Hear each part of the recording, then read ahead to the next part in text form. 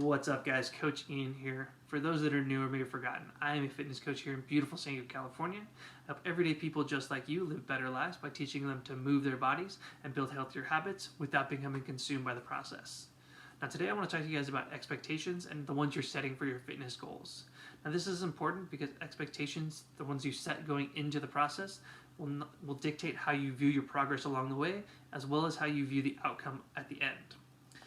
We've all had those situations where we set high standards and we have high hopes for something, be it an event, or maybe a movie, or something we're trying to achieve, and it just doesn't live up to our expectations, and it leaves a very bad taste in our mouth. This is because the expectations that we're setting are the standard by which we use to judge things.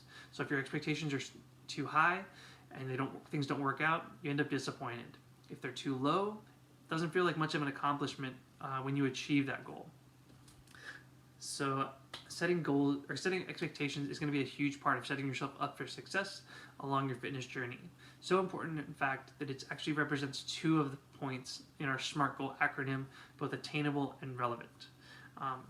As we've talked about in the past, setting goals is more than just writing something down on a piece of paper, and it's definitely more than just deciding that you wanted to achieve something. Setting solid, attainable goals takes a lot of thought, planning, and time. Now, I don't say this to discourage you. One of my favorite quotes is actually, if it doesn't excite you and scare you at the same time, your goals aren't big enough. So definitely goal big. My goal here is to help give you some perspective and give you some tools by which to set your standards so you can set yourself up for success. Something I see a lot when I'm talking with new people or new clients in their consultations is they come in with these amazing goals and they want to have achieved them yesterday. So my follow-up question to what's your goal and why do you want to achieve it is always, when do you want to achieve it by? Now, this gives me kind of a viewpoint or kind of a view into their mindset, their expectations coming into things, and it also gives me an opportunity to help them set realistic and sustainable expectations so that they're on the path to success. So what are some common things that we see when we're setting expectations? The first one is going to be, it's going to take a lot longer than you want it to. I understand we all want things quick, no matter if it's our fitness goals or any other goals we have in our life. We want them as soon as possible. We want to be able to enjoy them for as long as possible. I get that.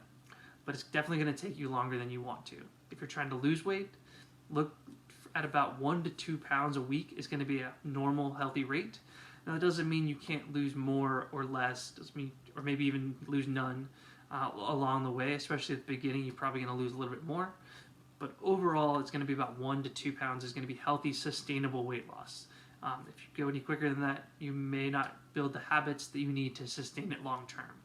If you're trying to gain weight, especially if you're trying to gain muscle, it's going to take even longer. Really, that's going to come down to your genetics, your workouts, how well you're recovering, and what your nutrition looks like, in addition to countless other factors. But those are going to be the big ones. The next thing is going to be, it's not going to be in a straight line. It's going to be ups and downs. There's going to be plateaus. Nobody has ever gotten from point A to point Z without a lot of steps in between.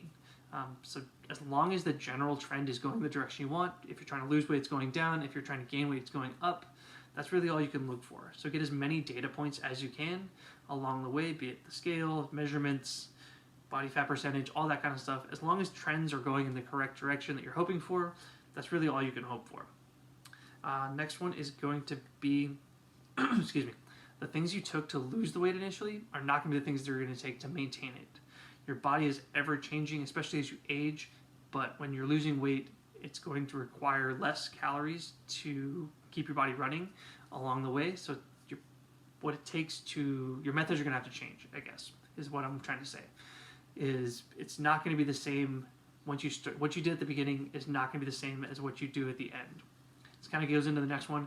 There is no magic forever solution. Once you've achieved those goals, your body wants to stay the same. It wants to stay in what's called homeostasis. It doesn't really want to lose any weight, and it doesn't want to gain any weight.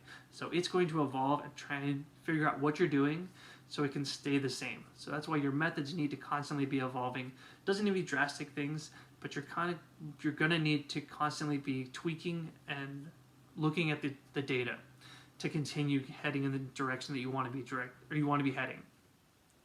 Next is, not all solutions are going to be best for everybody. So what your mom's cousin's third best friend did and was successful with doesn't necessarily mean it's going to be successful for you. So be it Zumba or Pilates or CrossFit or keto or whatever. Just because it worked for them doesn't mean it's necessarily going to work for you. Now, that doesn't mean you shouldn't try it. If you've done your homework and you've decided, hey, this is a method that looks good, I want to go ahead and give it a shot, definitely go ahead and work for it. But just go in with that expectation that, hey, everybody's body's different. Everybody's body's going to react differently. This may or may not work for me. Just be consistent and stick with the program. And then the last one, the most important one, is you're not going to be perfect along this journey. You're going to slip up. It's part of being a human. Nobody expects you to be perfect. You shouldn't expect yourself to be perfect. As long as you're consistent and you're getting more wins than misses, that's all you can ask of yourself. That's really what fitness comes down to in the end, is what you do consistently is going to get you your results, good or bad. So the real question you need to ask yourself is, what are you reasonably and realistically able to do consistently? Again, that's what fitness comes down to, is what can you do consistently? This applies to not only the goals you're setting for yourself, but the methods by which you're choosing to achieve them. At the end of the day, really, it comes down to only you know what your expectations can be. You know what's reasonable for you, your goals, and your situation. So as you're sitting down to set your goals and reevaluating the ones you're already working towards, go ahead and make sure that you're setting sustainable, make sure those expectations are sustainable long term, so you're setting yourself up for success. Thank you guys so much for watching the video. If you guys found this helpful at all, please go ahead and give it a like and share it with somebody else who you feel can help as well. If you have any questions at all, comments, or maybe suggestions for future topics you'd like me to cover in a video, go ahead and drop them in the comments below. Again, thank you for spending your time with me. Be awesome today.